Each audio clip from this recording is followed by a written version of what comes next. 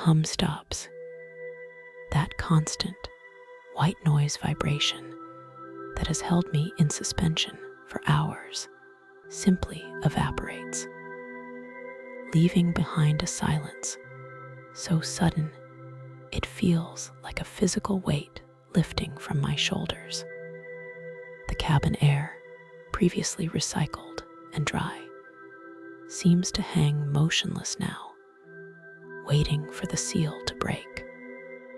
Outside the oval window, the light is a soft, diffused gray, the color of wet slate and calm water, promising a coolness that I can already feel pressing against the glass. There is no rush in this silence. The seatbelt sign extinguishes with a soft chime, not a command, but a gentle permission to begin the slow process of arrival. I do not stand immediately. Instead, I let the stillness settle over me, pressing my back into the cushion one last time, feeling the cessation of forward momentum. The other passengers are moving with a quiet, muffled efficiency, soft fabrics rustling against plastic and leather. I unbuckle the clasp, the metal cool under my thumb, and the belt retracts with a slow, fabric hiss. Standing up in the aisle, the blood returns to my legs, a heavy, grounding sensation. I reach up. The overhead bin unlatches with a dull thud. My bag is there, a familiar shape in the shadows. I grip the handle. It has a reassuring density to it. I pull it down, letting the weight transfer from the shelf to my arm, and then to the floor. The wheels make a solid contact. Thump. The line to exit is a slow, rhythmic shuffle. We move in inches. My shoes scuff against the industrial carpet of the plane, a muted, friction-heavy sound. Step, pause, step, pause. The air grows cooler as we near the front, a gradient of temperature that brushes against my face, smelling faintly of rain and jet fuel, a scent that always signals the beginning of a journey. Crossing the threshold from the aircraft to the jet bridge is a sensory shift. The floor changes from carpet to a ribbed metal surface that resonates with a hollow, echoing tone under my soles. The air here is colder, unconditioned, seeping in through the gaps in the accordion walls. The incline is slight, pulling me downward, guiding me toward the terminal. My suitcase wheels hum on the surface, a higher-pitched vibration that travels up the handle and into my palm. It is a steady, mechanical purr. The walk is long. It is a singular, focused activity, one foot in front of the other. The corridor stretches out, bathed in artificial light that reflects off the linoleum. I focus entirely on the rhythm of my own movement. The bridge gives way to the terminal building proper, and the acoustic landscape changes again. Here, the floor is polished stone, smooth and cool. The sound of the wheels drops an octave, becoming a sleek, gliding hiss. The resistance disappears. My bag follows me effortlessly, like a shadow tethered to my hand. I walk past rows of empty chairs, their fabric patterns repeating in a hypnotic loop. The terminal is quiet.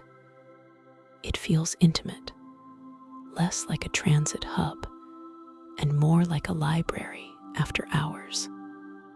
There are patches of wooden flooring here, a warm, honey-colored parquet that softens the sound of my steps. Wood, then stone. Wood, then stone. The alternating rhythm acts as a metronome, regulating my breath. In for 4 steps. Out for 4 steps. I pass a large window. The world outside is a tableau of gray tarmac and gray sky, separated by the dark green line of a distant forest. The trees are still, heavy with the moisture of the Baltic air. I turn my gaze back to the path ahead. The hallway curves gently. I am not looking for signs or directions. The architecture itself guides me, flowing inevitably toward the exit. There is a long stretch of moving walkway. I step onto the rubber belt, feeling the slight lurch of acceleration. I place my bag beside me and stand still. The walkway hums beneath my feet, a deep, electric vibration. The world slides past. Pillars, advertisements, glass walls. They drift by in a blur of peripheral vision. I do not turn my head to look at them.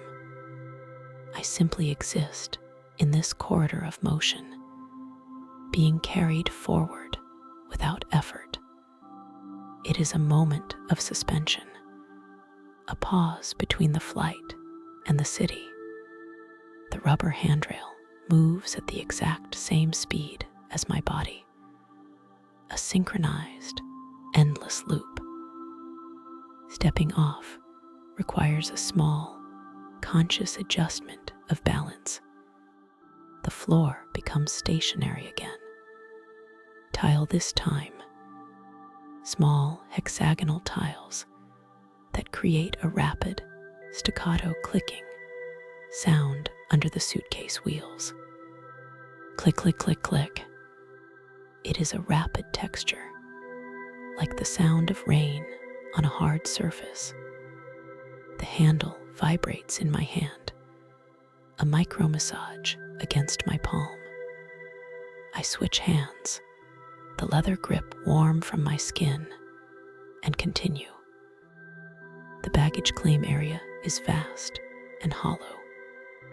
The carousels are turning, their rubber slats overlapping like dragon scales. I do not stop here. I have everything I need.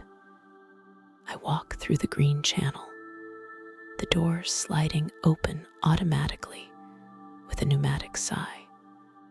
They part to reveal the arrival hall. It is calmer than most.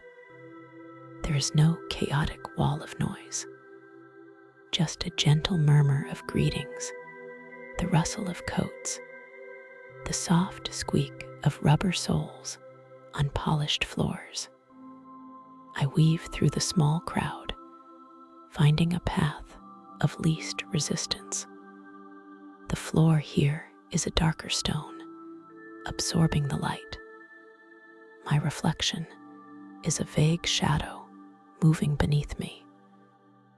I approach the revolving doors that lead to the outside. They spin with a heavy, predictable momentum. I time my entry, stepping into the pie-slice wedge of glass and metal. The outside air hits me before I even exit the rotation. It is crisp, clean, and carries the distinct sharpness of the north. It smells of damp earth and limestone. I step out onto the curb. The sky is a uniform blanket of clouds, diffusing the light so there are no hard shadows, only soft gradients of gray and white. A light mist is falling, not quite rain, just a presence of water in the air that settles on my coat in microscopic beads. A car is waiting. The driver opens the trunk. I lift my bag. The muscles in my arm tighten, then release as the weight is taken from me. The trunk closes with a solid, muffled thud that seals the luggage away. I open the rear door and slide into the backseat. The interior of the car is a sanctuary. It is warm, contrasting sharply with the cool mist outside. The leather seats are soft and smell of cedar and conditioning oil. I pull the door shut. The seal is perfect. The sounds of the airport, the distant buses, the wind, the chatter are instantly cut off. Silence returns, but it is a warmer, closer silence than the one on the plane. The engine starts, a low vibration that I feel in the base of my spine more than I hear. We pull away from the curb. The tires roll over the smooth asphalt of the airport loop. The motion is fluid, liquid. I lean my head back against the headrest and watch the scenery begin to move. We merge onto the highway. The road is straight, flanked by tall birch trees with peeling white bark and slender branches that reach up into the gray sky. The rhythm of the drive takes over. The hum of the tires is a constant, low-frequency drone, a white noise that wraps around me. I watch the raindrops track across the window glass. They join together, running in rivulets, driven backward by the wind of our passage. The journey is a transition of eras. We leave the modern steel and glass of the airport district, passing through neighborhoods of wooden houses painted in pale yellows and rusty reds. The road surface changes texture. The smooth hiss of asphalt begins to introduce a slight texture, a vibration that hints at what is coming. We approach the center. The streets narrow. The buildings grow taller, shoulder to shoulder, constructed of heavy stone that has withstood centuries of winters. And then we hit the cobblestones. The sound is immediate and distinct, a deep, rumbling oscillation. The car slows down, respecting the uneven ground. The tires negotiate the rounded stones, creating a rocking motion that is surprisingly soothing. It is a sway, side to side, gentle and rhythmic. The suspension absorbs the shocks, turning them into a soft lullaby. The sound is a low, drumming roll, resonating through the chassis of the car. It feels ancient. It is the sound of entering a fortress. We pass under a stone archway. The walls are thick, immense structures of gray limestone that seem to absorb the gray light of the day. The wind creates a soft, whistling sound as it funnels through the narrow opening, a preview of the music I have come here to find. But for now, I am inside the warmth. The car winds through the labyrinth of the old town. The streets are empty of heavy traffic, occupied only by the occasional pedestrian wrapped in wool. The buildings lean in, protective and stoic. We turn a corner, then another, the cobblestones singing their deep, stony song beneath us. Finally, the car comes to a halt. The motion ceases, but the feeling of the rhythm remains in my body, a phantom swaying. The driver opens the door, and the cool air greets me again, this time carrying the scent of wood smoke and old mortar. I step out. The ground is uneven beneath my shoes. I have to pay attention to where I place my feet.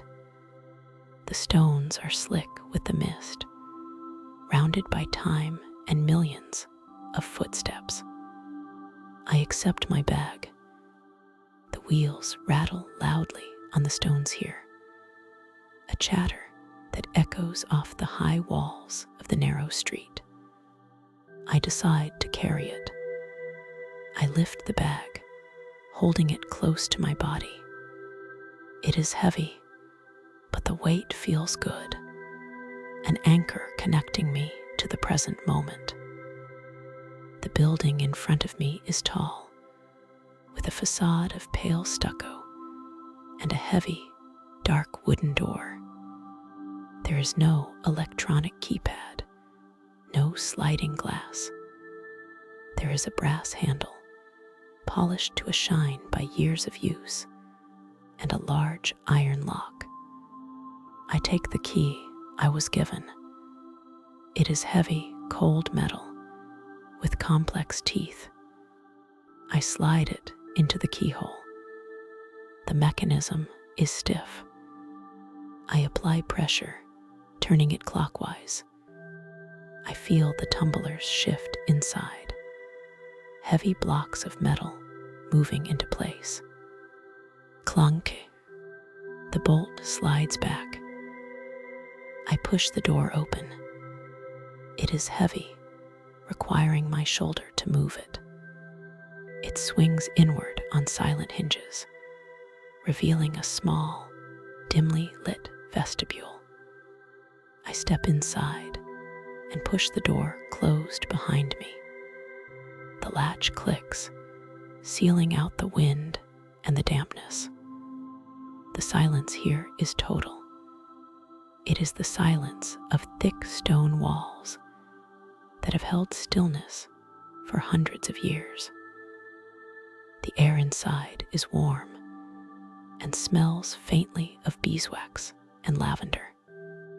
A staircase winds upward, the steps made of worn limestone, dipped in the center where generations have walked. I begin the climb.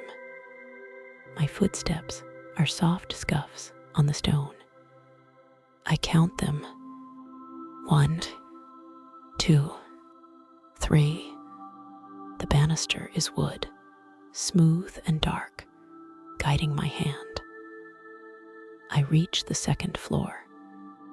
A hallway stretches out, lined with dark wainscoting.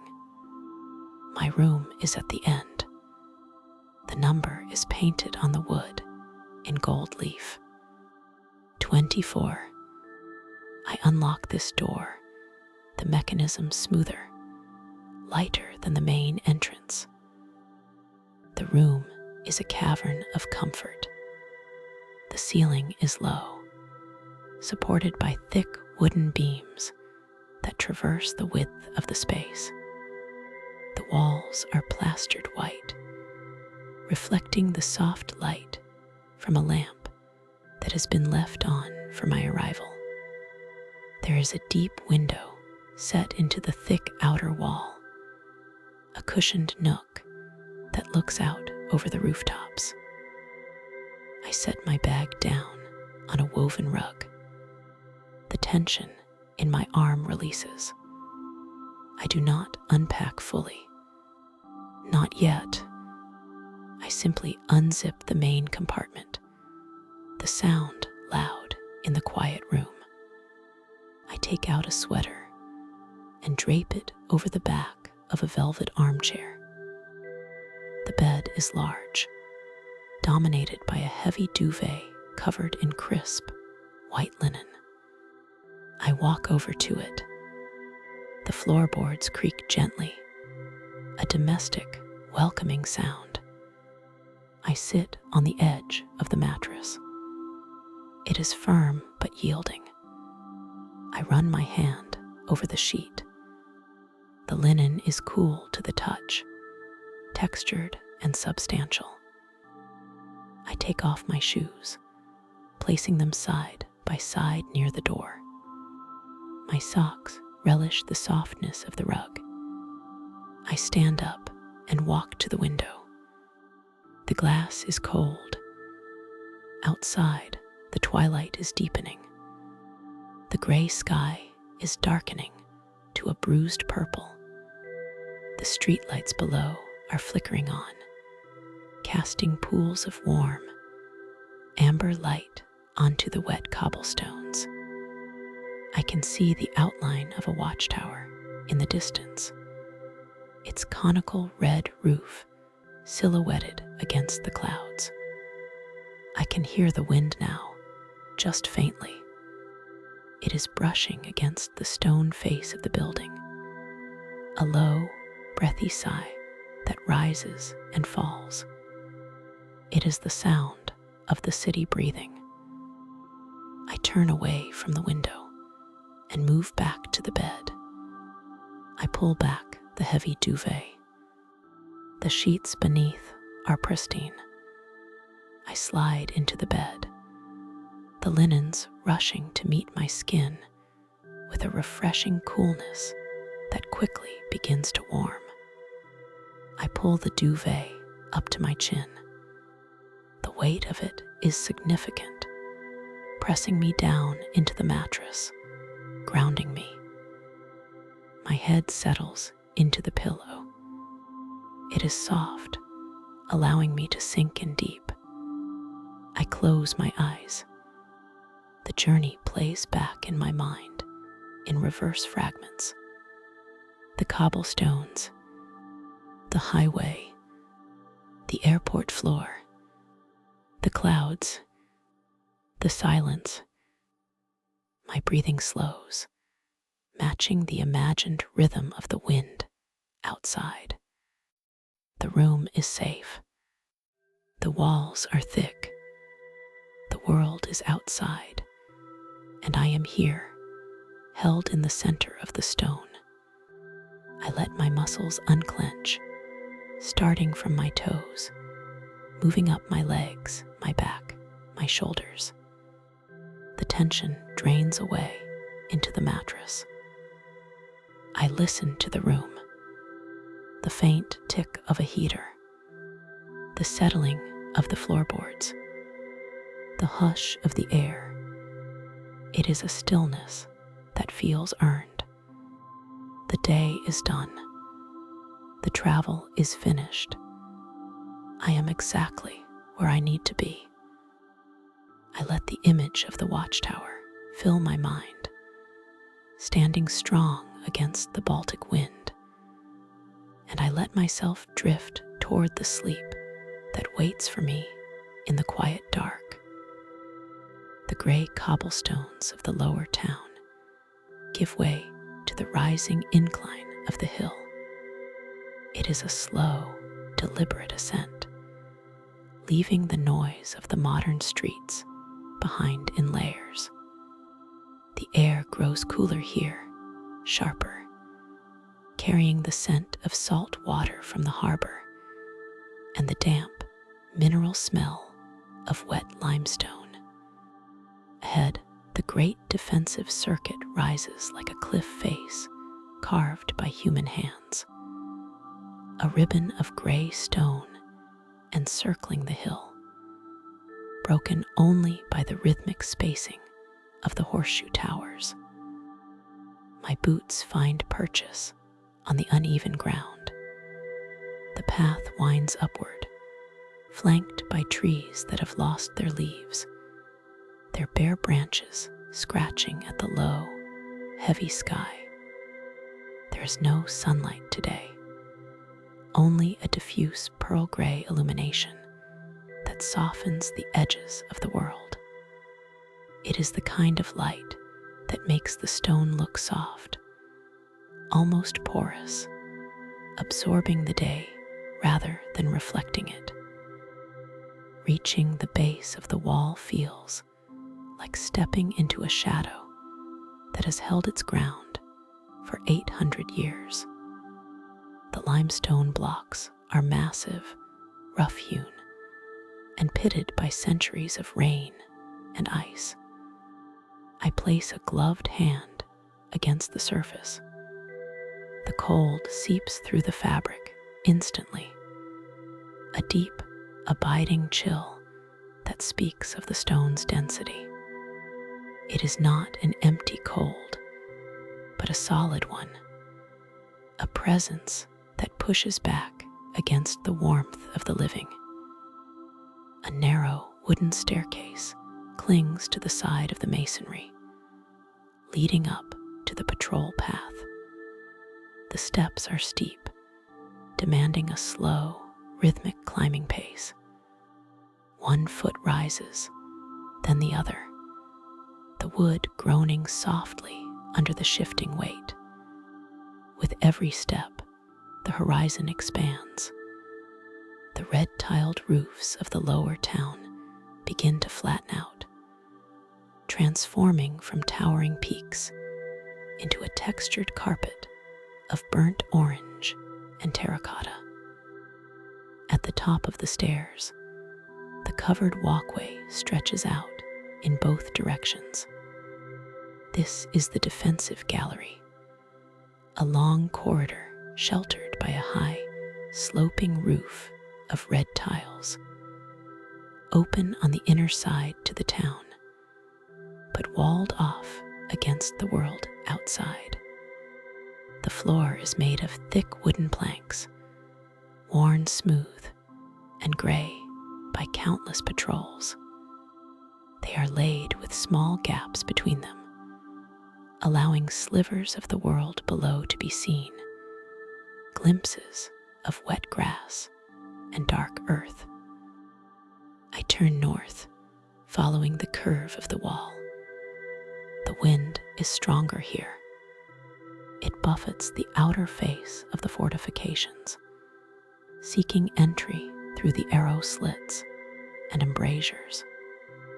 When it finds a gap, it rushes through with a low, hollow whistle, a sound that rises and falls with the strength of the gusts coming off the Gulf of Finland. Movement becomes a meditation. The gallery is narrow, forcing a focused trajectory. On the left, heavy oak beams support the roof, their surfaces dark and cracked with age. On the right, the stone parapet rises to chest height, punctuated every few yards by the narrow vertical openings designed for archers. I pause at one of these embrasures. Through the narrow slit, the view is framed in stone.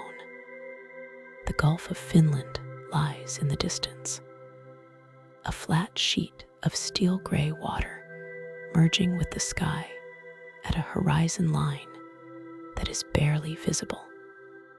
Whitecaps fleck the surface, tiny sparks of motion in a vast stillness. Between the wall and the sea, the trees sway in unison, bowing to the wind.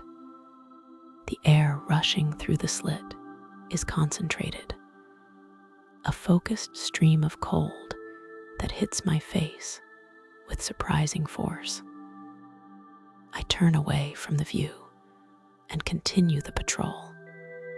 The path is not level.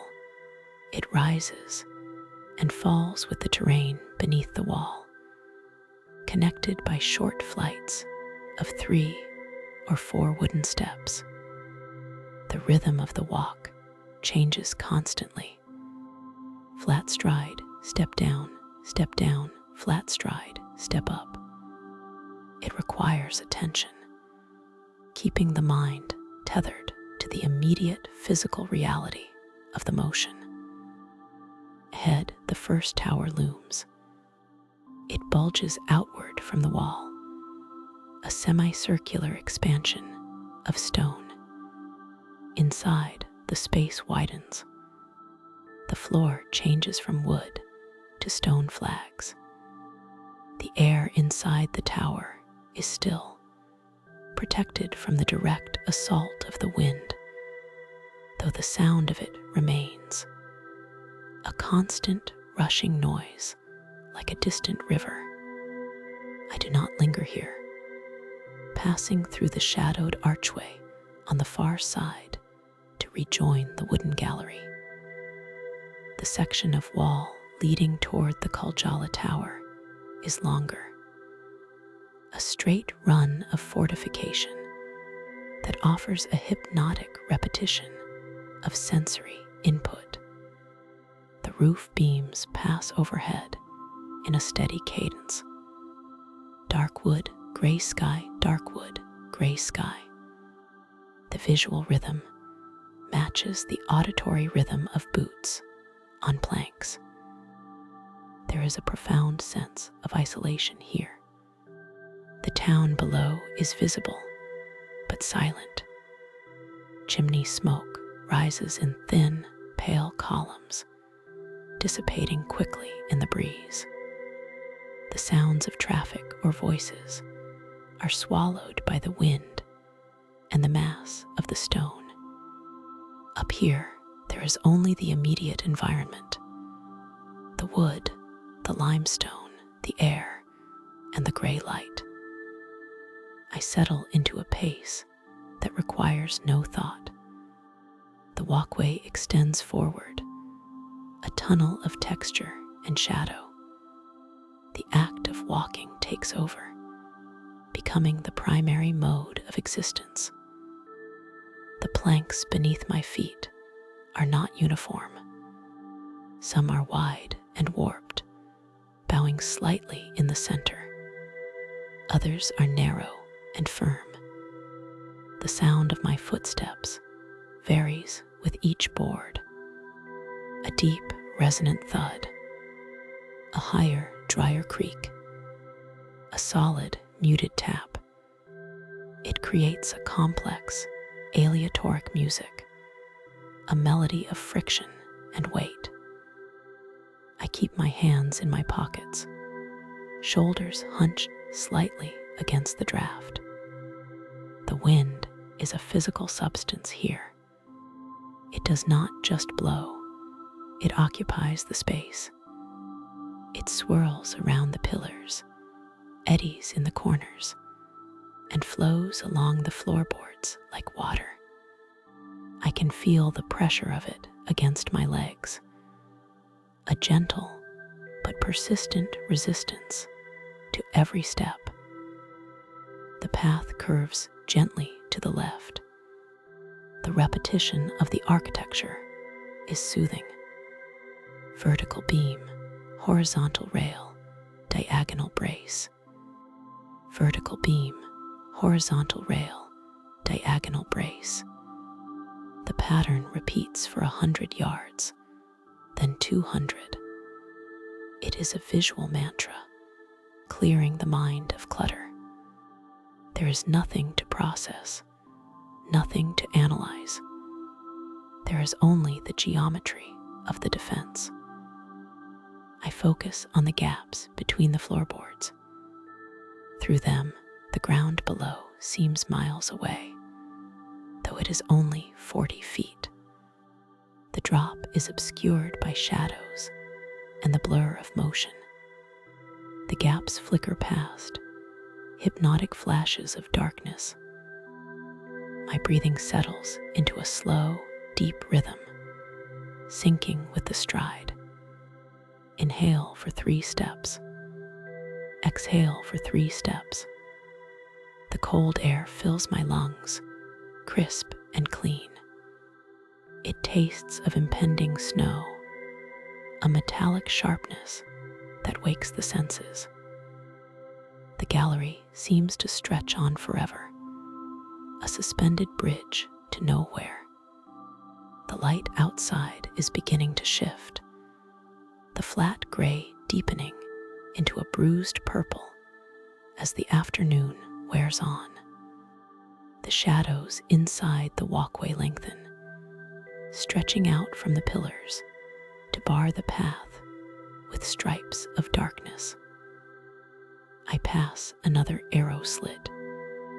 The light that falls through it is a distinct beam, illuminating a rectangle of dust motes dancing in the turbulence. I walk through the beam, feeling a momentary flicker of brightness, then back into the shade. Step, step, step. The sound is the only constant. It anchors me to the present moment. There is no past in the echo of a footfall, no future in the creak of a board. There is only the now, the immediate contact between soul and wood. The wind shifts direction, coming now from the side. It rattles the tiles on the roof above, a chattering sound like dry bones. A loose board somewhere ahead taps rhythmically against its joist, a wooden metronome keeping time for the walk. I do not look at the destination.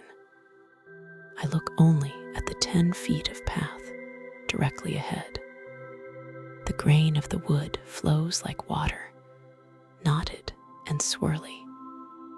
Iron nails, rusted to a deep orange, mark the fastening points. They are rough, handmade heads, hammered flush with the timber centuries ago. The monotony is a comfort. It strips away the need for engagement. I am simply a moving object in a static world. The stone walls to my right are immovable, a fixed point of reference. I am the variable, the transient element passing through the enduring structure. The air grows colder as the sun drops lower, though the sun itself is hidden behind the cloud cover. The temperature drop is palpable, a tightening of the atmosphere. The wood underfoot seems to harden, the sounds becoming sharper, more brittle. I reach a section where the roof lowers slightly, compressing the space. The sense of enclosure increases. The wind noise changes pitch, becoming a higher, thinner whistle as it is forced through a narrower gap. I lower my head, watching the toes of my boots scuff against the rough surface of the planks. There is a stillness in this motion. The body moves, but the mind rests. It is a suspension of intent. I am not trying to get anywhere. I am simply being here in the motion, in the walk. The destination is irrelevant. The tower ahead is just a point in space. The journey between the towers is the experience. Gradually, the rhythm is broken. The straight line of the gallery ends. The path widens. The wooden floor gives way to stone flags again. The air changes, losing the cross breeze of the open walkway and gaining the damp, still quality of an enclosed chamber. I have reached the base of the Koljala Tower. The name translates to golden leg, though the stone is gray and the shadows are blue. It is a massive structure, taller than the wall it anchors, rising up to command the northern corner of the fortifications. The entrance to the tower is a heavy archway. I step through, leaving the linear world of the wall for the vertical world of the tower. The ground floor is dark, illuminated only by the light spilling down from the floors above. In the center of the chamber, a spiral staircase winds upward, a tight coil of stone steps pivoting around a central newt. I begin the ascent. The stairs are narrow, built for a different time, for people who moved with economy and caution. The risers are high, the treads worn into shallow bowls by generations of guards and soldiers. I place my hand on the central pillar. The stone is polished smooth by centuries of palms, a tactile record of every person who has climbed this way.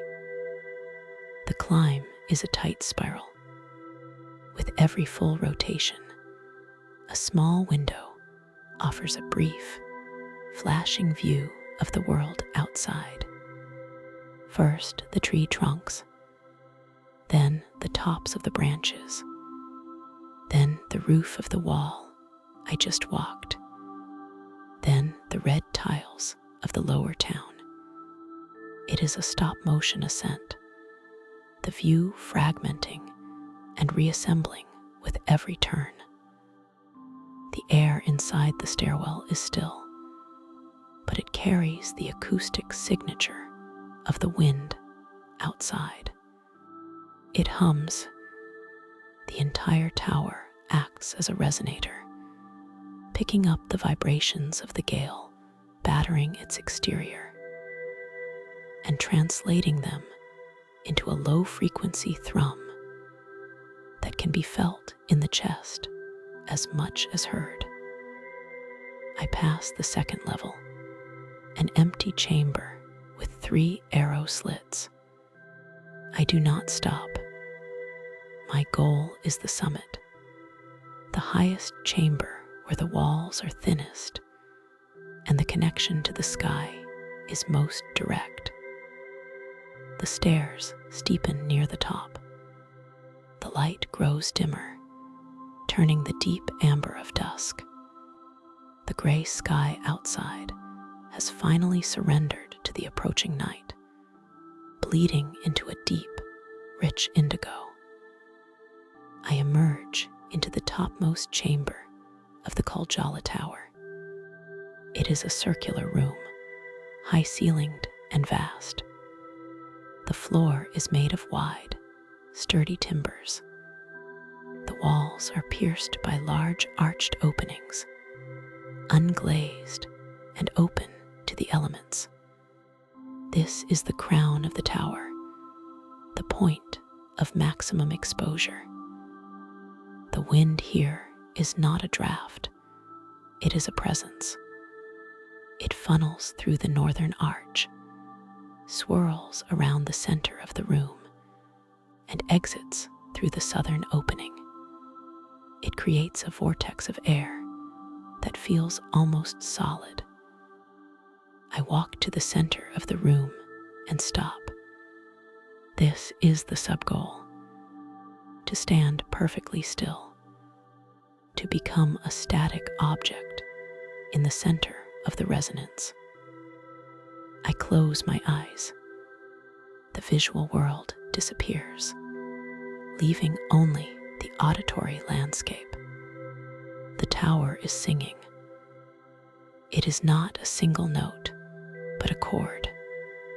The lowest note is the bass rumble of the wind, hitting the heavy stone curve of the tower's exterior. It is a sound like the earth shifting, a deep, grinding vibration. Above that is the mid-tone, the hollow roaring of the air passing through the arched openings. It sounds like a massive breath, inhaled and exhaled with slow, titanic force. And then there are the high notes, the whistle of the wind over the rough mortar, the sharp hiss as it cuts across the edge of a stone sill, the faint, chattering vibration of a loose shingle on the conical roof high above. I adjust my stance, planting my feet shoulder width apart to brace against the currents of air circulating in the room. I let my breathing slow down until it is barely perceptible, trying to make no sound of my own. I want to be a receiver, not a broadcaster. The resonance builds. It feels as if the tower is amplifying the sound of the sea, dragging the roar of the waves up the hill, and releasing it here in this stone chamber. The air pressure fluctuates rhythmically, pressing against my eardrums, then releasing. I open my eyes and turn toward the western arch. The sun has gone, but the horizon is still glowing with a faint, bruised line of orange fire. Below, the Gulf of Finland is a cavern of black water, indistinguishable from the night sky, except for the absence of stars. The lights of a ferry move slowly across the dark void, a small cluster of yellow pinpricks drifting toward Helsinki. The cold is intense now. It bites at the exposed skin of my face, sharp and invigorating. But the walls of the tower offer a strange kind of shelter. They block the direct assault of the gale, turning it into this swirling, singing atmosphere. I move to the window embrasure. The stone ledge is wide enough to sit on. I ease myself down, leaning my back against the curved interior of the wall. The limestone sucks the heat from my coat, but the position is stable, grounded. From here, I can see the outline of the city wall stretching away into the darkness. A jagged spine of stone protecting the sleeping town. The lights of the old town are coming on, warm yellow squares appearing in the dark mass of the buildings below. They look like embers in a dying fire. I listen to the wind again. It seems to have found a rhythm, a pulsing cadence that matches the slow darkening of the sky. Whoosh, pause, whoosh, pause. It is the breath of the architecture, the distinction between the stone and the wind begins to blur. The stone exists to shape the wind. The wind exists to give voice to the stone. I am just the witness, the temporary consciousness sitting in the intersection of the two. I let my head rest back against the cold masonry, the tension of the climb, the focus of the walk, the effort of the ascent, all of it drains away, leaving only a heavy, comfortable stillness. The roar of the tower becomes a blanket of white noise, drowning out thoughts, drowning out time. The orange line on the horizon fades to a dull rust, then extinguishes completely. The chamber fills with the true dark of the heavy night. I do not move to leave. I simply sit, letting the darkness settle over me like a fine dust, listening to the ancient, hollow song of the tower as it keeps its watch over the sea. The The morning light does not break, it filters. It arrives in the room as a gradual dilution of the night, turning the heavy curtains from black to a soft charcoal gray. There is no urgency in the way the city wakes.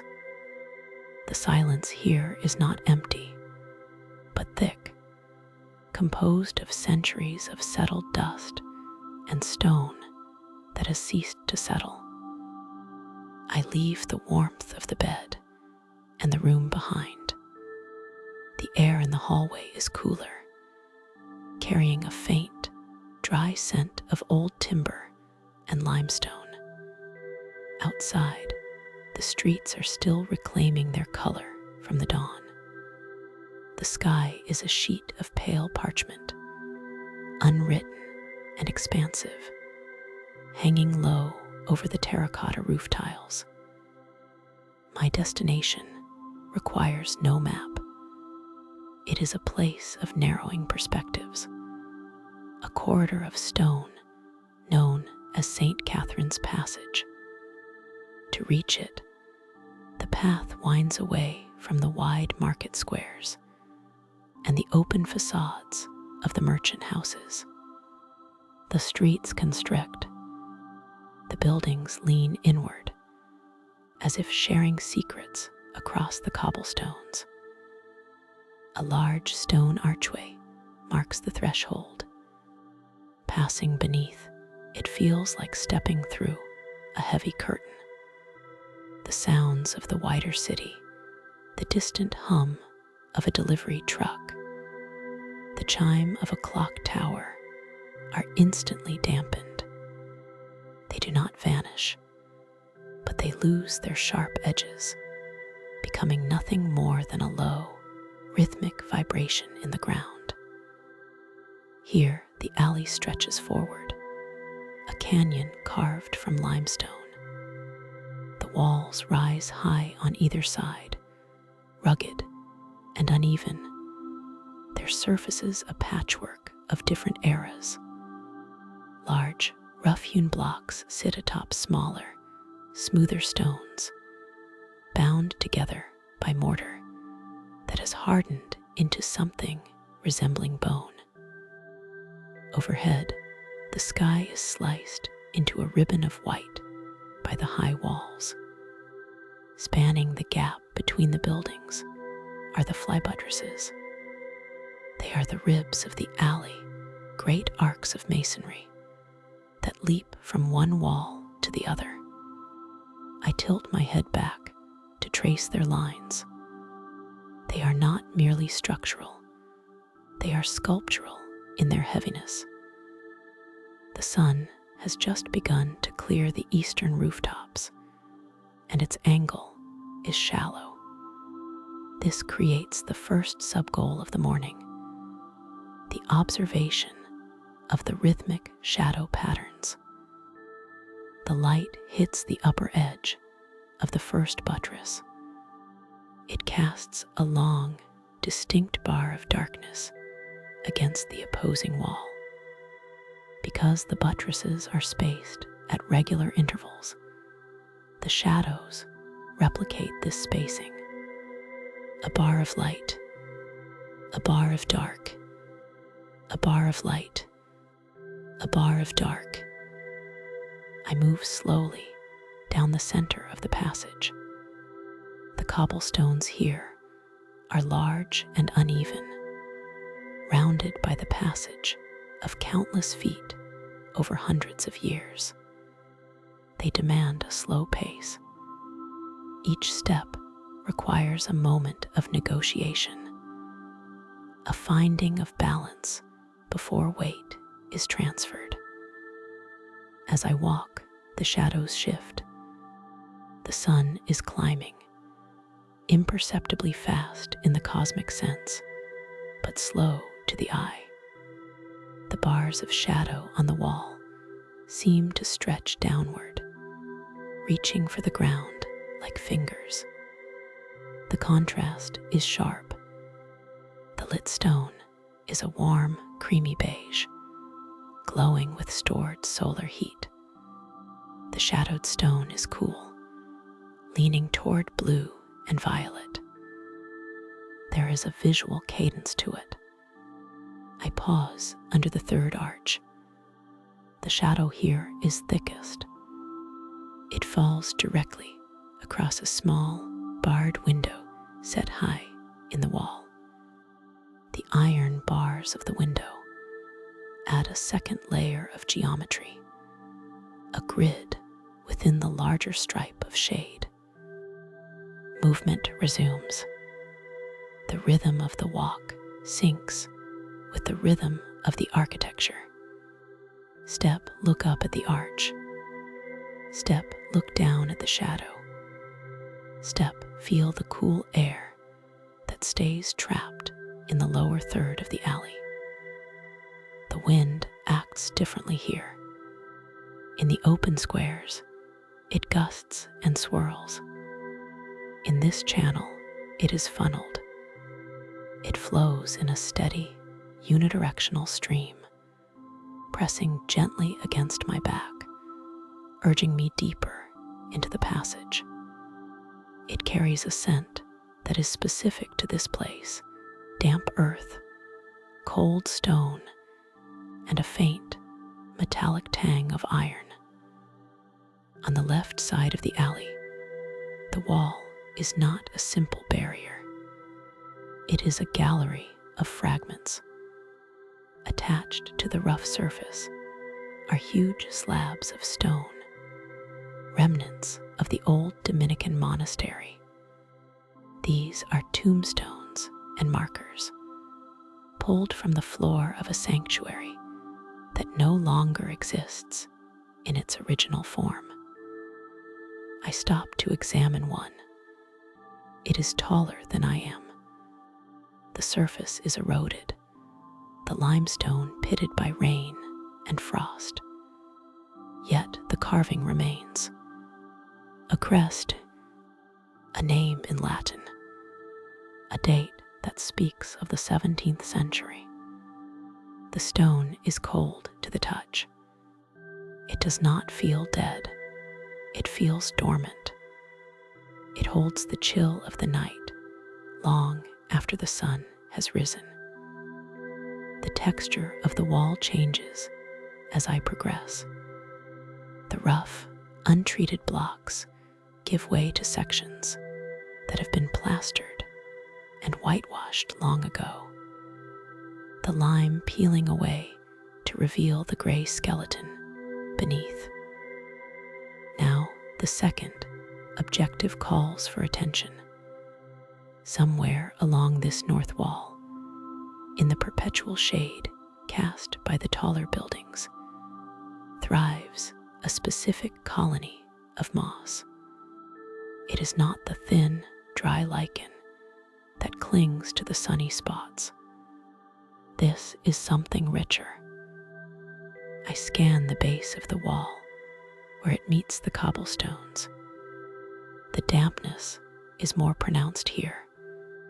The stones are darker, retaining moisture from a rain that fell perhaps 2 days ago. And there it is. It occupies a crevice between two massive foundation stones. The patch is roughly the size of a hand. The color is arresting, a deep, vibrant emerald that seems to generate its own light in the gray alley. It is thick, rising from the stone in a dense, velvet mound. I crouch down to inspect it. The proximity reveals the complexity of the structure.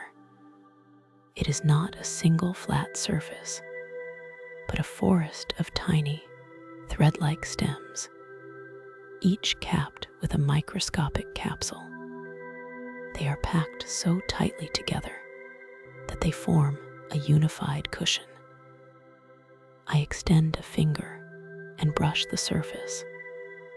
The sensation is startlingly soft. It yields under the slightest pressure, then springs back instantly when the finger is removed. It is cool and damp, holding a tiny reserve of water within its fibers. It feels alive, a small, breathing lung on the side of the inert rock. Rising from the crouch, the world tilts slightly before righting itself. The vertical lines of the alley reassert their dominance. The walk continues, but now the pace slows even further, entering a valley of pure observation and repetition. The act of walking becomes the only reality. The left foot lifts, the boot hovers for a fraction of a second, and the heel makes contact with the granite paver. The sound is a dull, hollow clack. The weight rolls forward to the ball of the foot. The toe pushes off. The right foot lifts. It swings forward. The heel strikes. The sound repeats. Clack, roll, push. The cobblestones are not uniform. Some are gray, speckled with white quartz. Others are a reddish brown, brought here from fields far outside the city walls. I watch them pass beneath me.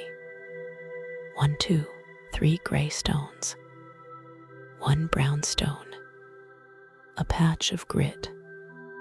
A small tuft of grass growing in the mortar. There is no need to look up. The walls provide a peripheral comfort, a sense of containment that allows the mind to rest on the immediate physical loop of movement. The air remains still in this section of the passage. My breath enters through the nose, cool and clean. It travels down, filling the chest, expanding the ribs against the fabric of my coat. I hold it for a beat. I release it. The exhalation is silent, mixing with the atmosphere of the alley. Breathing in, the smell of cold limestone. Breathing out, the release of tension from the shoulders. Left foot, heel, sole, toe. Right foot, heel, sole, toe. The pattern of the ground is mesmerizing. The stones are shaped like loaves of bread, rounded tops polished by centuries of wear. Between them, the dirt is packed hard, almost as solid as the rock itself. In some places, the gaps are filled with tiny pebbles, wedged tight. I focus on the spacing, the rhythm of the gaps. Stone gap, stone gap. It is a binary code of solidity and space. The visual field narrows to a circle of ground 2 meters in diameter. Nothing exists outside this circle. There is no city, no history, no destination. There is only the texture of the path. A slight incline appears. The muscles in the calves engage a fraction more to compensate. The rhythm changes pitch slightly. The strike of the heel is firmer. The breath deepens to match the effort. In, out, step, step. My hand brushes against the wall as I walk. The sensation flows through the fingertips. Rough grit, a smooth depression, a sharp edge of flint, a patch of dry, crumbling mortar. The tactile input is a steady stream of data that requires no analysis. It is simply texture. The wall is cold. It sucks the heat from the skin, a grounding connection that tethers the body to the architecture. I let my fingers trail behind me, dragging lightly over the uneven surface. The friction creates a faint, whispering sound, a dry rasp that accompanies the footfalls. The light changes as a cloud passes overhead. The gray of the stones deepens. The shadows lose their hard edges, blurring into a general dimness. The world feels softer, wrapped in a layer of gauze. I continue. 10 steps, 20 steps, 30 steps. The mind drifts into the rhythm. There are no thoughts, only the cadence of motion, the swing of the arm, the shift of weight, the expansion of the lungs. It is a state of suspension, a moving meditation where the self dissolves into the action. A bird calls from somewhere high above, a single, sharp note. It does not break the trance, it merely punctuates it. I stop. I stand perfectly still in the center of the alley. The silence rushes back in to fill the space left by my footsteps. I listen to the blood rushing in my ears. I feel the pulse in my fingertips. I am a statue among statues, a temporary fixture in the permanent stone. Slowly, I begin to move again.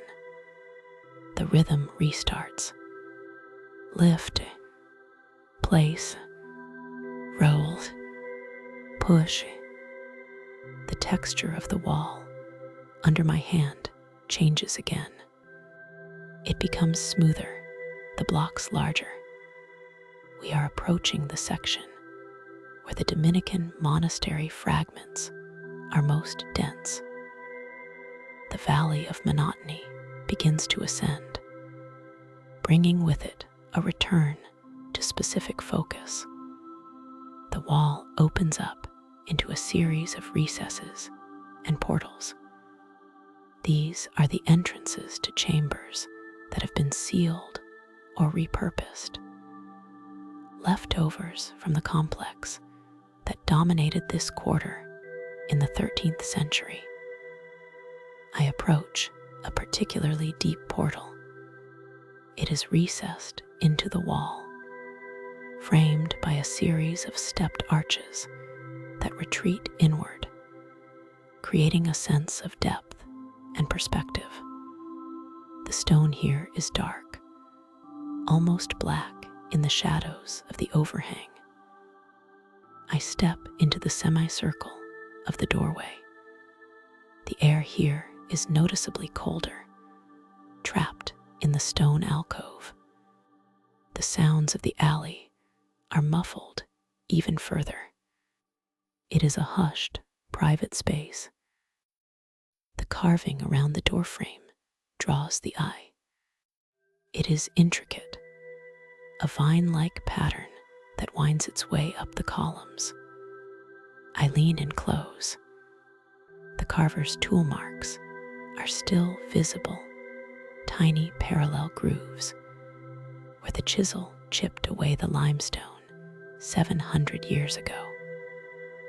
I trace the curve of a stone leaf with a thumb. The edge is worn smooth, softened by time, but the shape is distinct. There are no sharp angles here. Everything has been eroded into gentle undulations. To the right of the door, a small niche is carved into the jamb.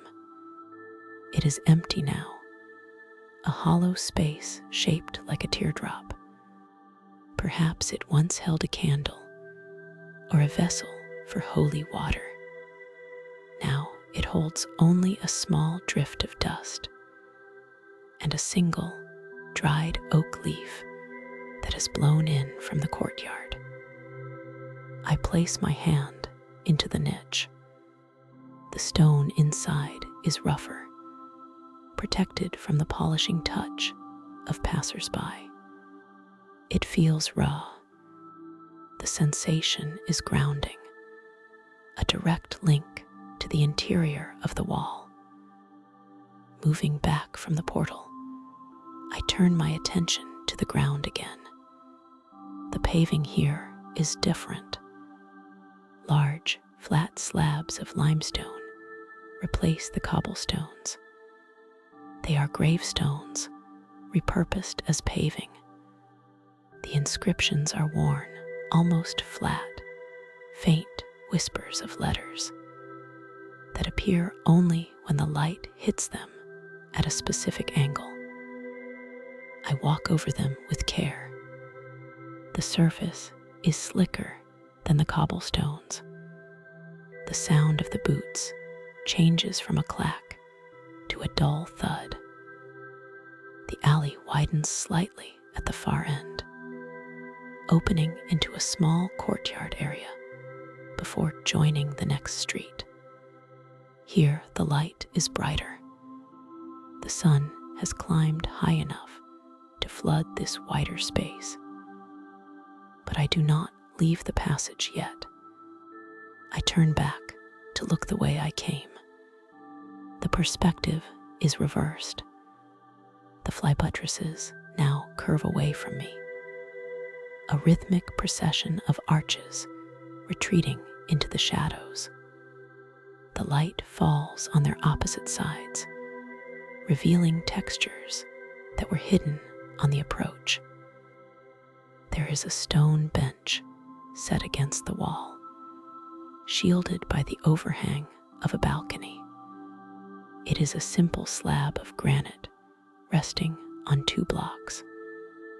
I move toward it, the fatigue of the slow walk suddenly making itself known in the heaviness of the legs. I settle onto the bench. The stone is cool through the fabric of my trousers. I lean back until my shoulders touch the wall behind me. The wall is solid, unyielding, a massive support that accepts the weight without complaint. From this vantage point, the details of the alley merge into a single, cohesive image.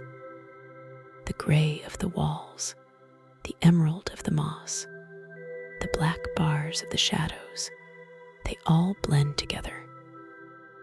The wind picks up slightly, funneled through the passage. It creates a low, fluting sound as it passes through the gaps in the buttresses above. It is a hollow, mournful note, but it is not sad. It is simply the voice of the architecture. I close my eyes for a moment.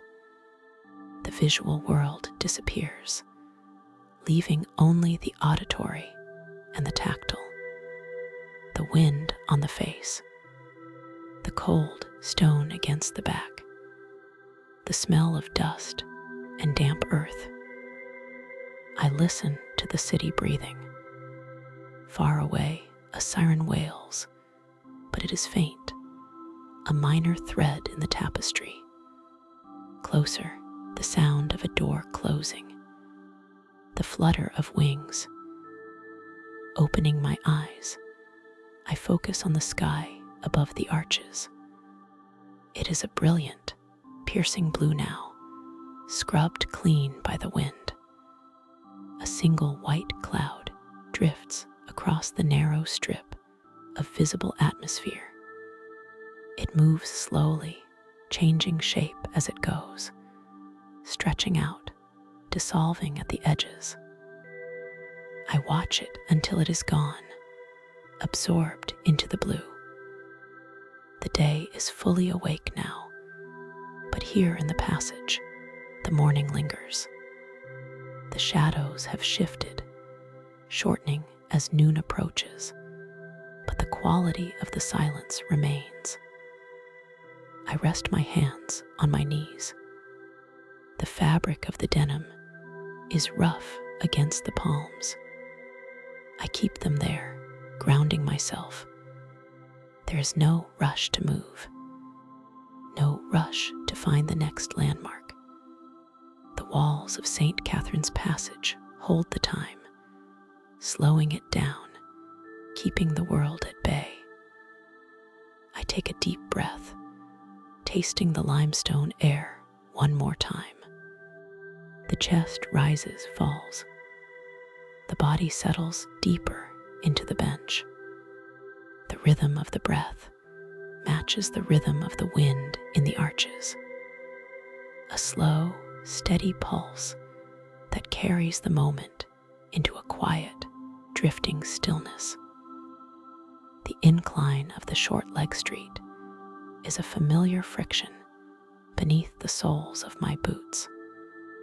I have learned to trust the uneven geometry of these cobblestones, allowing my stride to adjust to their rounded, slippery surfaces without conscious thought. The city below is a tapestry of terracotta and gray. But here, ascending toward the upper town, the world narrows to the vertical rise of limestone walls and the heavy, metallic taste of the impending rain. The air grows thinner, colder, as the elevation climbs.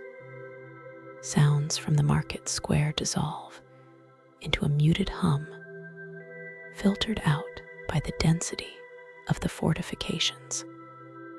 I am seeking the garden that hangs off the edge of the hill, a terrace suspended between the solidity of the earth and the open gray expanse of the sky.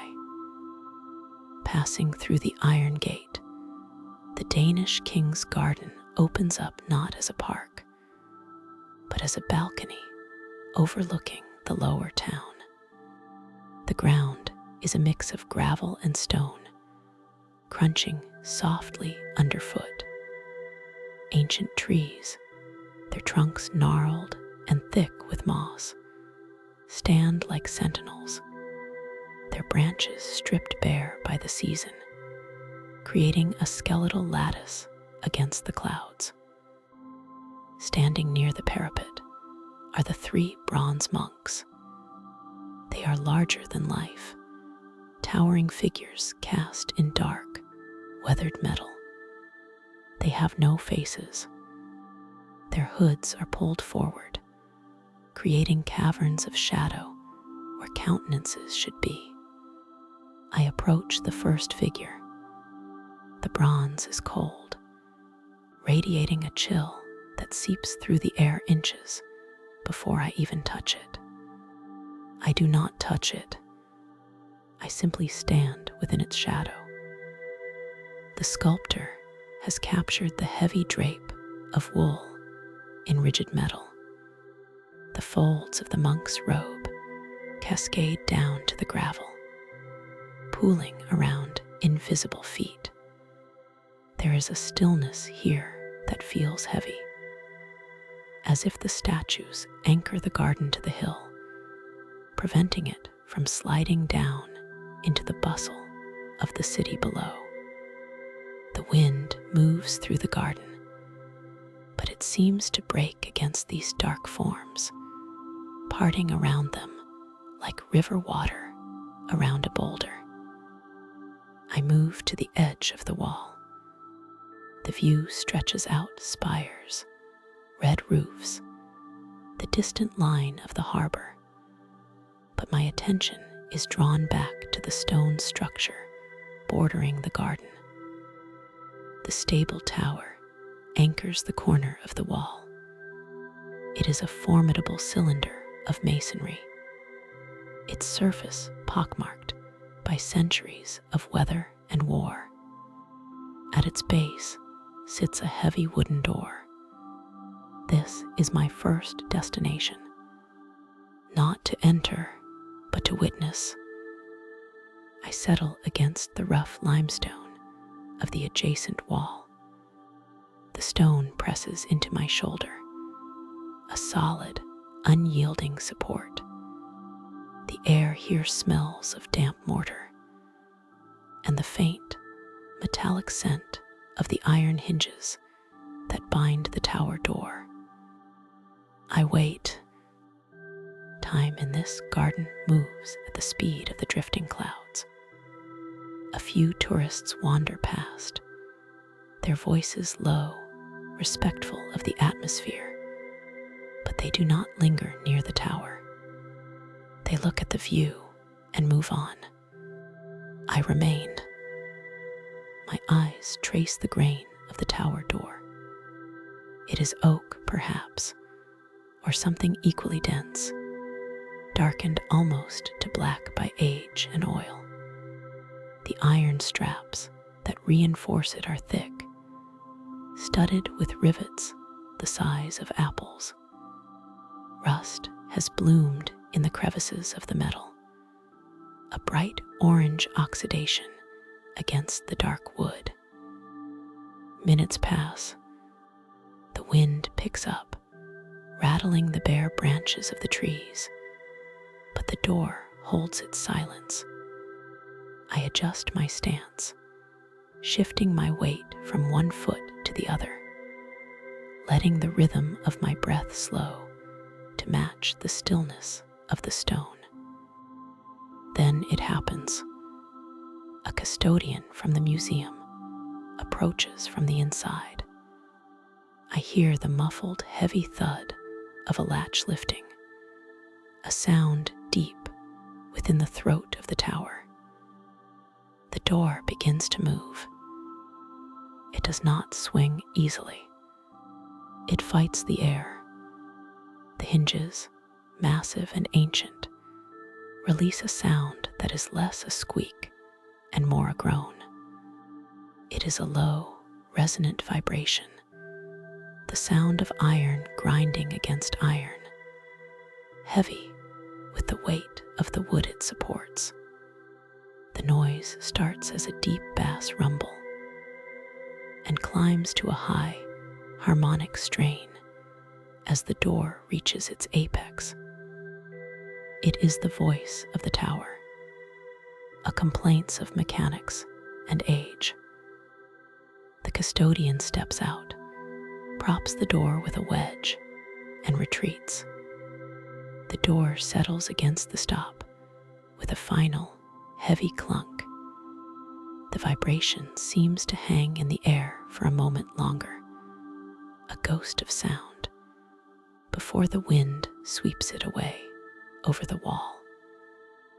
I let the moment settle. The sensory imprint of that iron groan remains in my mind, a texture of sound that feels rough and heavy. Pushing off from the wall, I leave the garden. I do not look back at the faceless monks. The path leads me away from the open view, turning inward toward the narrow, winding veins of the old city. The transition is sudden. One moment, the sky is a vast dome. The next, it is a ribbon of gray framed by high plaster walls. I am looking for the smaller, enclosed silence of the Roman Catholic cathedral. It is tucked away, hidden behind a modest facade that betrays nothing of the sanctuary within. The entrance to the courtyard is through a wrought iron gate that stands slightly ajar. I slip through. The change in acoustic space is immediate.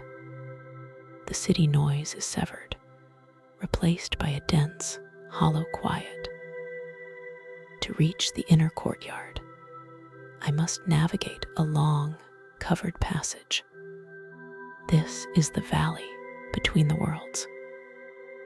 The floor of the passage is paved with large, square flagstones. They are worn smooth in the center, creating shallow basins where the dust collects. I begin to walk. The rhythm of my own movement becomes the primary focus. Heel strikes stone.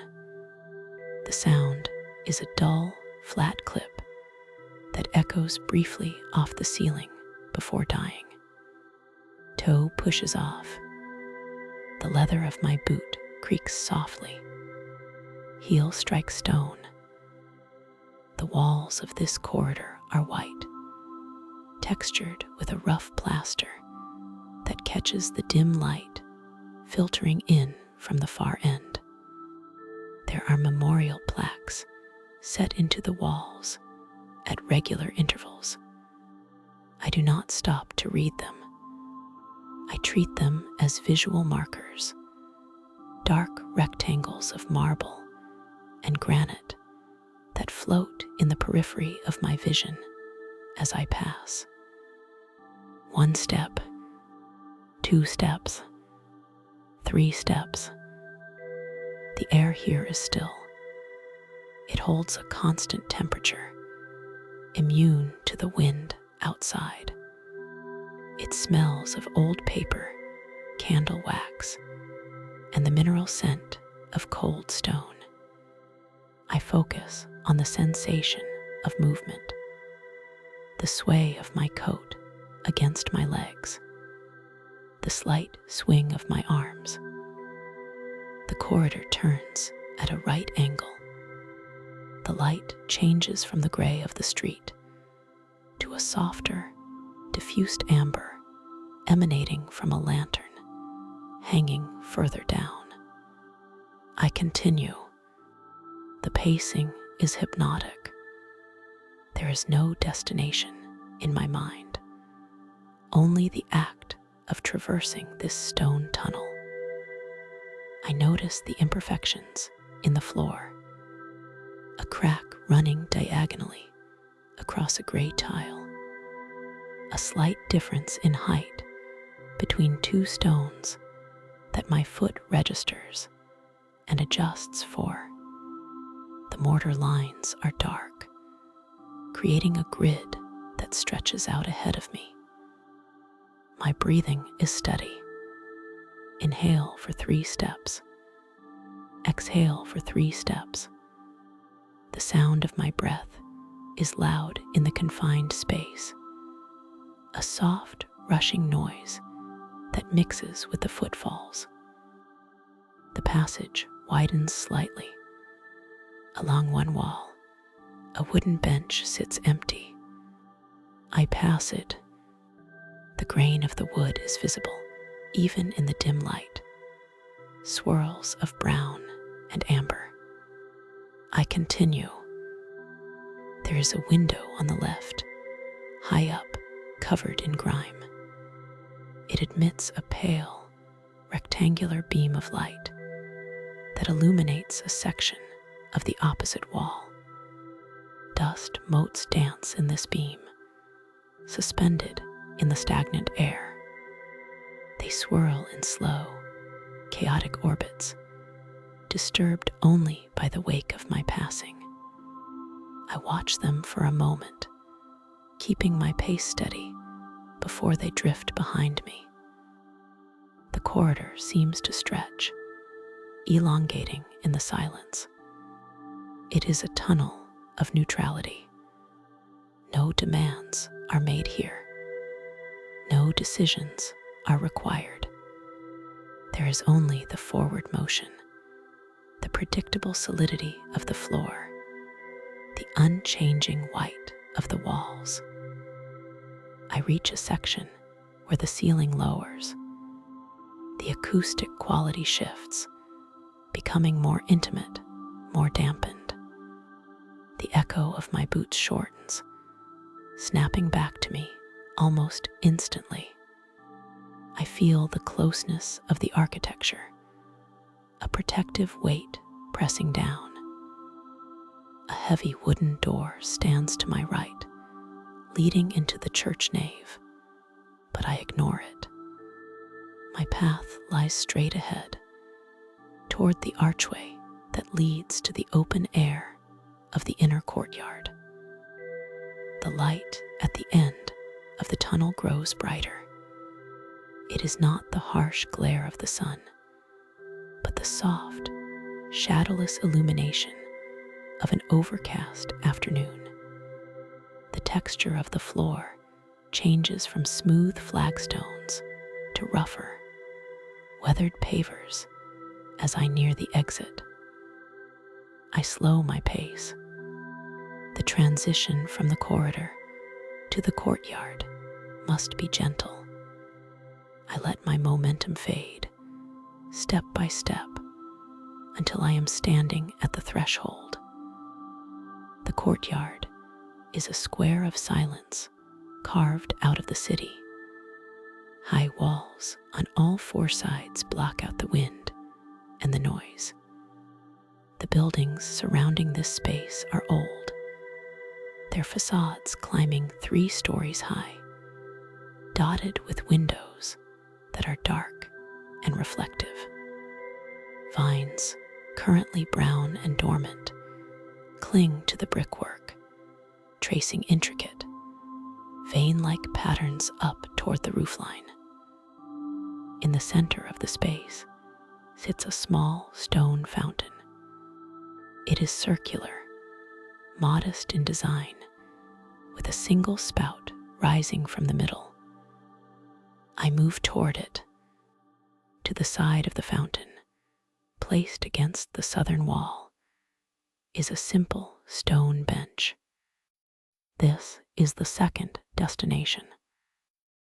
The distance to the bench is measured in slow, deliberate strides. I approach it and turn. The stone is cold against my palms as I lower myself onto the seat. The chill travels through my layers of clothing, a grounding sensation that connects me to the architecture. I settle. I place my hands on my knees and exhale, releasing the tension of the walk. The fountain is the heartbeat of this space. The water does not shoot high. It bubbles up gently, spilling over the rim of the central spout and falling into the basin below. The sound is delicate. It is a continuous, fluid unraveling. There is no splash, only the wet, melodic friction of water sliding against water. I close my eyes for a moment to isolate the sound. It varies in pitch, a low gurgle, a sudden higher note as a droplet breaks free, a steady, mid-tone hum. It is a texture of sound that is incredibly complex, yet entirely simple. Opening my eyes, I study the water. The surface of the basin is disturbed by concentric circles that ripple outward, distorting the reflection of the gray sky. The water is clear, but the bottom of the fountain is lined with dark stones, making the depths appear black. The light in the courtyard is peculiar because the walls are so high. The direct sun rarely hits the floor in these winter months. The illumination is ambient, reflected off the upper stories of the surrounding buildings. It gives the air a soft, bluish quality, like the light just before dawn. I lean my head back against the wall behind the bench. The surface is rough, the brick crumbling slightly under the pressure. Above, a single bird, a crow, perhaps, glides silently across the square of sky, a black silhouette against the gray. It disappears over the roofline without a sound. My gaze returns to the fountain. The stone rim is stained dark by years of moisture.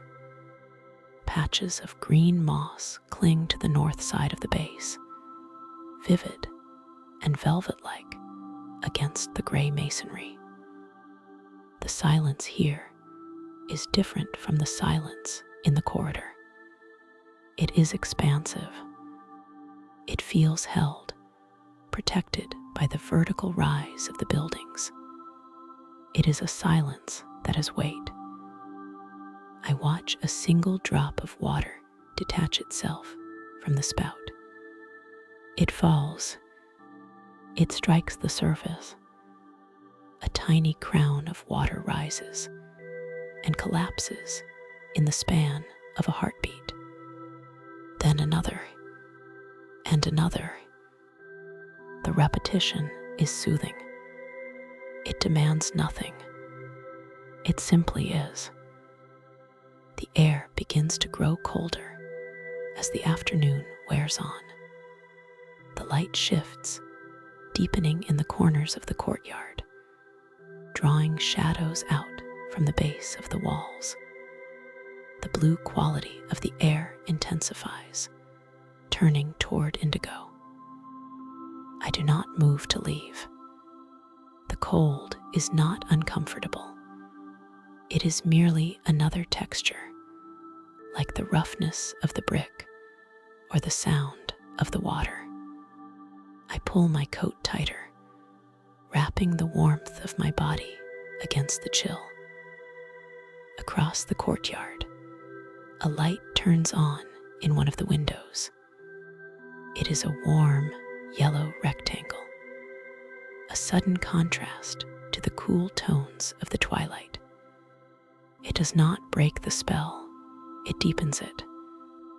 The yellow light casts a faint glow on the vines near the window, illuminating the intricate tangle of branches. I listen to the fountain. The rhythm seems to slow down as the light fades, though I know it is a trick of the mind. The water flows. The stone holds its ground. The city outside, the trams, the tourists, the wind feels like a memory of a different world. Here, there is only the enclosure, the safety of four walls, and the sky. I rest my hands on the cold stone of the bench, feeling the grain of the rock under my fingertips. It is smooth in places, pitted in others. It has been polished by the weather and by the countless others who have sat here before, seeking this same quiet. The darkness settles in layers. First the corners of the courtyard, then the base of the walls, and finally, the surface of the fountain pool becomes a mirror of the night. The sound of the water remains clear, a silver thread in the dark. I let my breath align with the falling water. Inhale, the water rises. Exhale, the water falls. There is no need to go anywhere else. The day has distilled itself down to this single point of focus, this small, enclosed square of stone and water.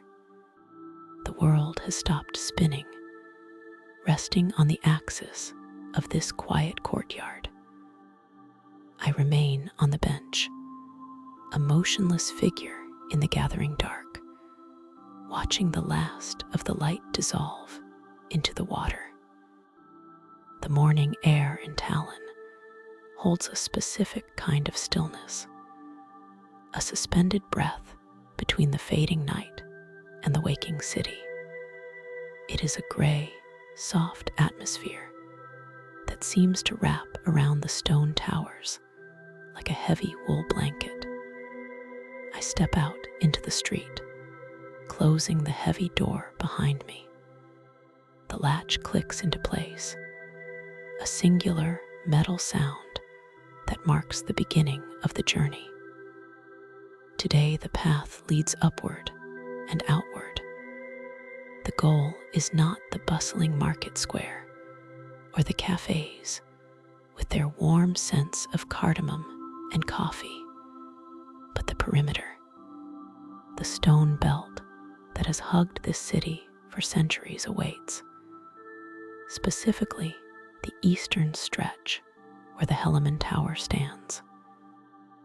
My boots make a rhythmic scuffing sound against the cobblestones as I navigate the narrow lanes. There is moisture in the air, a remnant of a dawn mist that has not yet burned off. It clings to the iron street lamps and darkens the grout between the paving stones.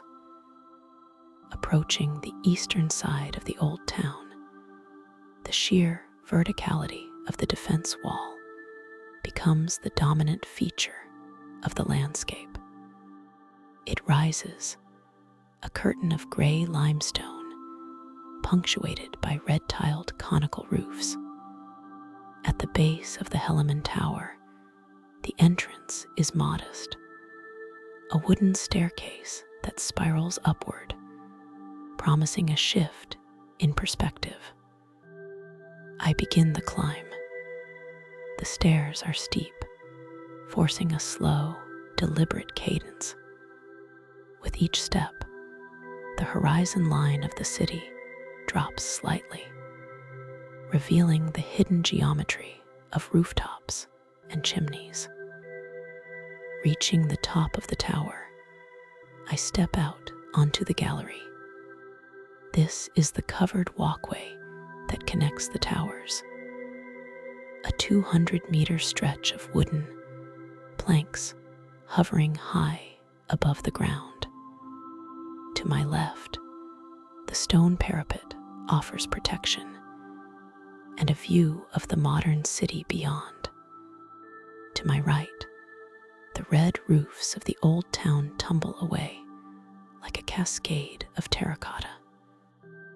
But it is the floor of this gallery that commands attention. The walkway is constructed of thick, weathered timber. These are not polished floorboards, but heavy, rough-hewn planks that have absorbed the seasons. Some are gray with age, their grain raised like topographic maps. Others are darker, stained by rain and time. I take the first step onto the gallery. The sound is distinct. It is a hollow, resonant thud.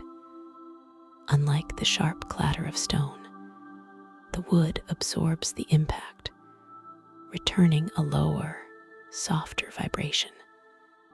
I pause, letting the silence of the gallery settle before taking another step. Thud. The timber gives ever so slightly under my weight. It is a sensation of flexibility, a reminder that this structure is organic, living material that shifts and breathes with the humidity. I walk slowly, letting my heel strike first, rolling forward to the toe. The leather of my boots creaks faintly, a high-pitched whisper against the bass note of the planks. A rhythm establishes itself. It is a slow, meditative pacing. The gallery is narrow, covered by a pitched roof that amplifies the acoustics of the walk. Every footfall is contained within this tunnel of wood and stone. I trail my hand along the inner wall. The limestone is cold, rough to the touch. It stands in contrast to the railing on the outer side, which is smooth and worn by countless hands before mine. Midway along the path, I stop. The wind is picking up, funneling through the open archways of the gallery. It does not howl. Instead, it creates a soft, rushing sound, like the distant ocean or the rustle of dry leaves. It passes through the gaps in the roof tiles and whispers around the stone pillars. I listen to the interplay of sounds.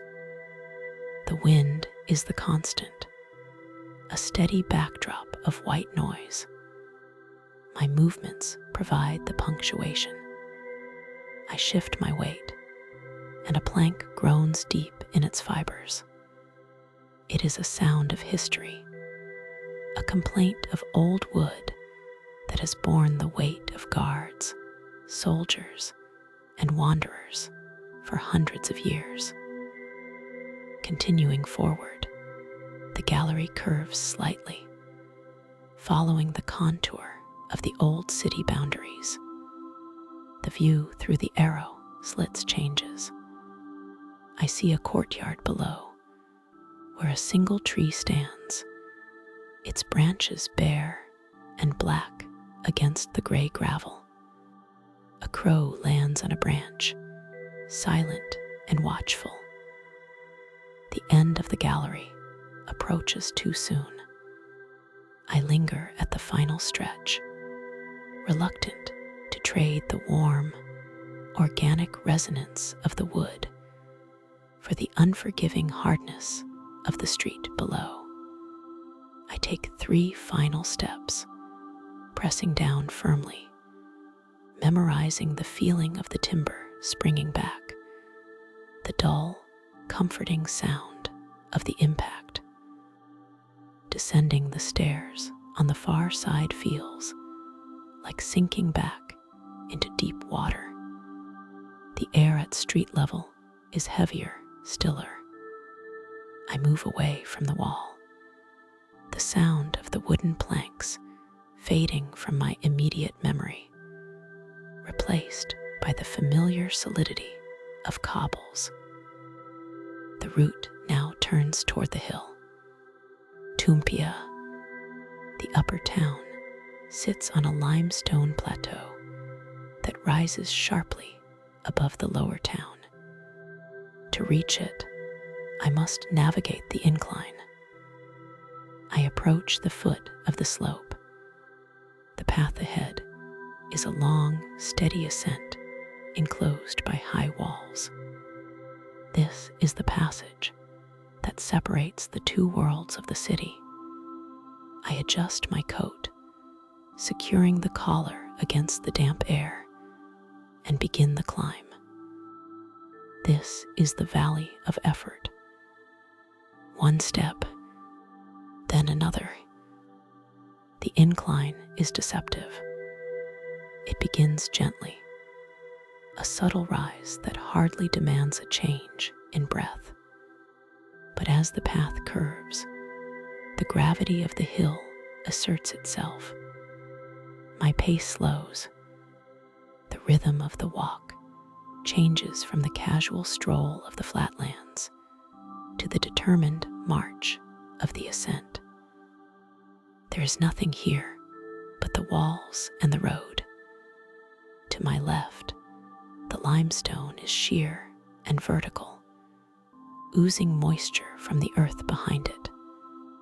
Patches of green moss cling to the crevices, vibrant and velvet soft in the gray light. To my right, the wall is lower, offering glimpses of the sky, which is brightening to a pale, washed-out silver. I focus entirely on the mechanics of the climb. The lift of the knee, the extension of the leg, the placement of the boot, the push off the ball of the foot. Breath in, breath out. The sounds of the city have fallen away. The thick walls dampen the traffic noise from the modern streets and block the chatter from the squares below. There is only the sound of my own breathing, growing slightly deeper, slightly louder. The stones beneath my feet are uneven. Some are large slabs, smooth and slippery. Others are small, jagged rocks hammered into the earth. I watch them pass beneath me, a moving mosaic of gray and brown. 100 steps. The air feels cooler here, trapped between the stone barriers. It carries the scent of wet earth and cold stone. It is a clean, mineral smell. I keep my eyes on the ground a few meters ahead, watching the gradient rise. There is a hypnotic quality to this exertion. The mind empties of thoughts about maps or schedules. There is only the immediate reality of the slope. The calves tighten with each step. The lungs expand to take in the cool air. The heart beats a steady drum against the ribs.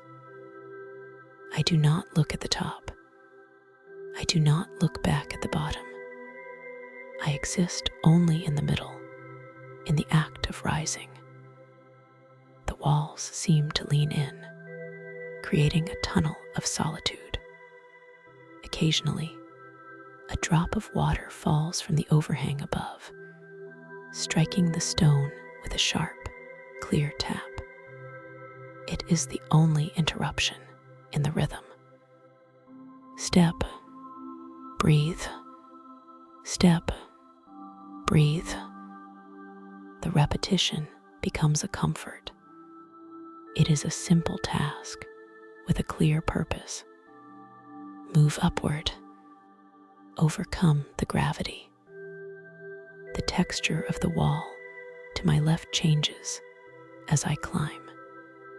The stones become larger, more irregular.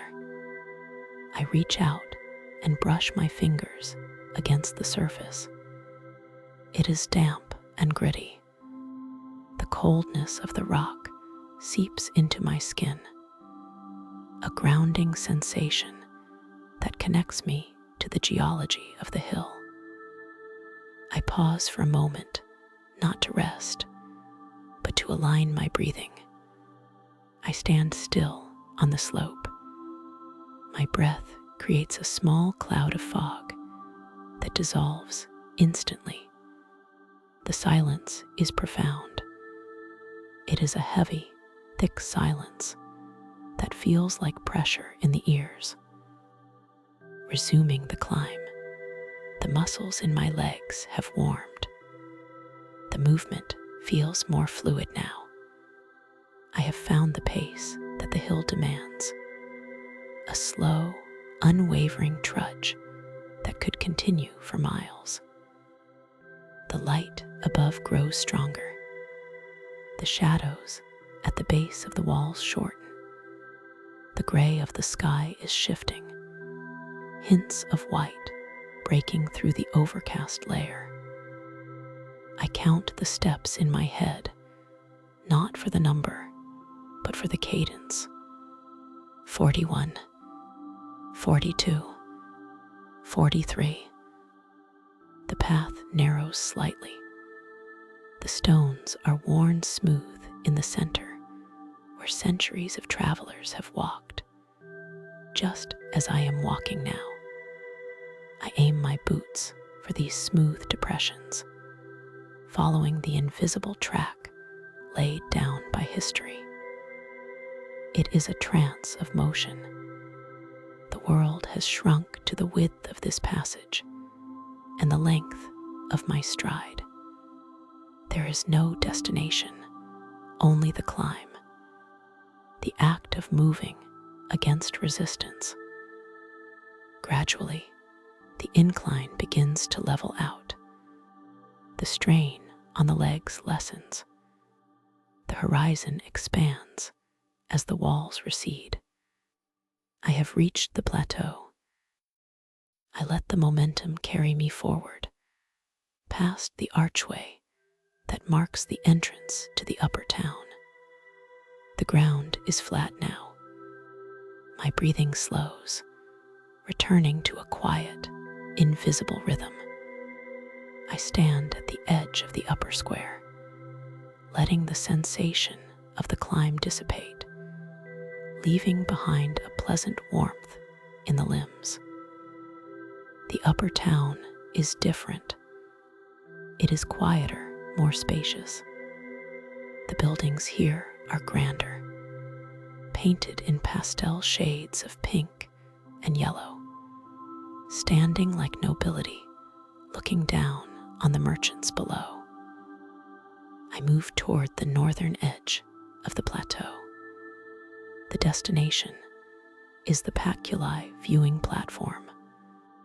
It is a small terrace perched on the limestone cliff, offering a vantage point over the city and the sea. As I arrive, the platform is empty. A limestone railing borders the edge, cold and solid. I step up to it, resting my hands on the stone. The view opens up like a map unfurled. Below the old town is a jigsaw puzzle of red tiles. The towers I walked past earlier look like toy pieces from this height. Beyond the walls, the park encircles the city in a belt of bare trees, their branches creating a dark, hazy lace against the ground. Further out, the harbor is visible, huge ferries sitting motionless in the gray water of the bay. I check the time. It is nearing the top of the hour. I lean against the railing, turning my ear toward the city below. I am waiting for the bells. Tallinn is a city of churches, and from this height, the acoustics are unique. The sound does not come from a single source. It rises from the canyon of streets, bouncing off walls and roofs before reaching this high perch. The first bell begins. It is close, perhaps from the cathedral just behind me on the hill.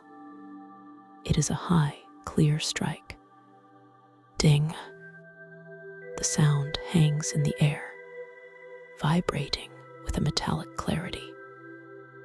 Then, a second later, the response comes from the lower town.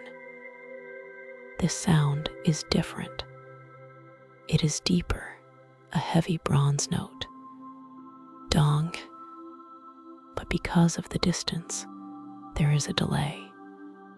The sound has traveled through the heavy air, softening around the edges. It does not strike sharply, it blooms. It rolls up the side of the hill like a wave. More bells join in. Center, Olev's far to the north. Center, Nicholas closer to the center. The sounds begin to layer. They do not synchronize perfectly. They overlap, creating a wash of dissonance and harmony that drifts on the wind. I close my eyes to isolate the soundscape. There is a foreground sound, the sharp, immediate ringing of the nearby cathedral. It is precise, authoritative. There is a middle ground sound, the bells of the lower town. These are warmer, mellower. They sound like they are coming from a deep well.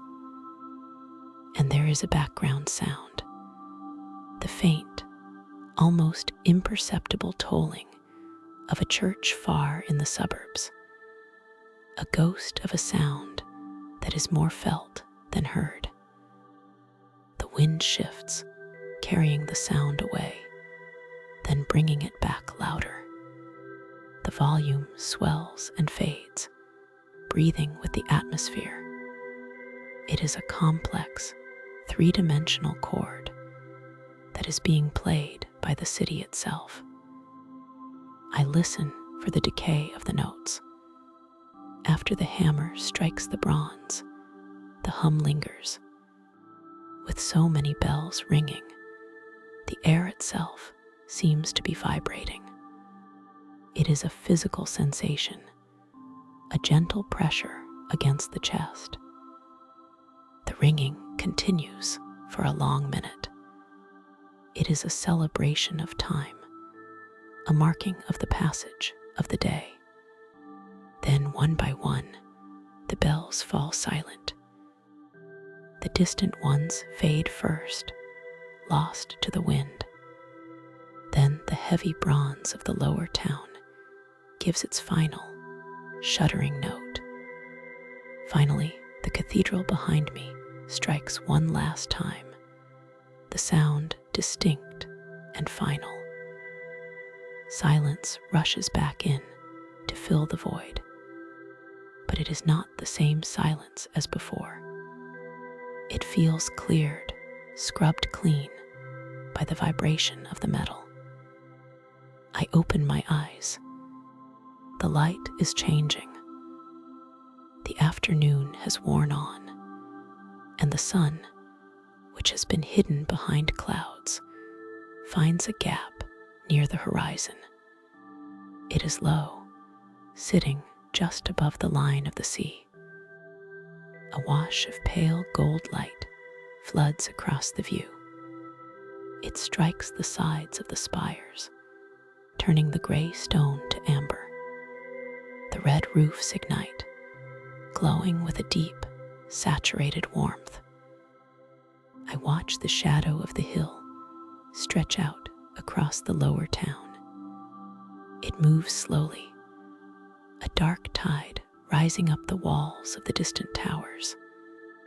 The contrast is sharp.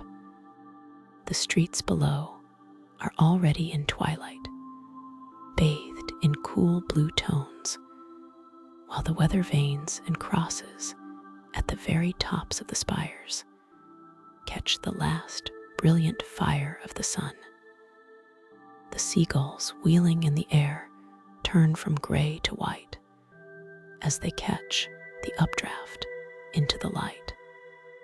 They hang suspended, motionless for a moment, before diving back into the shadows. The air on the platform grows colder as the sun begins to dip below the water. The gold fades to a bruised violet, then to a deep, resonant indigo. The lights in the town below begin to flicker on. First one window, then another, warm squares of yellow appearing in the dark mass of the buildings. I turn away from the railing. The show is over, but the feeling of peace remains. There is a bench nearby, nestled under the branches of a linden tree. I move toward it, my movements slow and heavy. The energy of the climb has dissipated, replaced by a comfortable fatigue. I sit down. The wood of the bench is cold, but solid. I lean back, stretching my legs out, feeling the pull in the muscles that worked so hard on the ascent. The city is settling down for the night. The wind has dropped, leaving the air still and silent. I pull my coat tighter, burying my chin in the collar. My gaze drifts upward, tracing the intricate branches of the tree against the darkening sky. There is no need to move, no need to plan the descent. The world feels steady, anchored by the stone beneath and the heavy, quiet sky above. I let my hands rest in my lap, fingers interlaced, and simply breathe, watching the last color drain from the clouds until everything is a uniform, peaceful gray.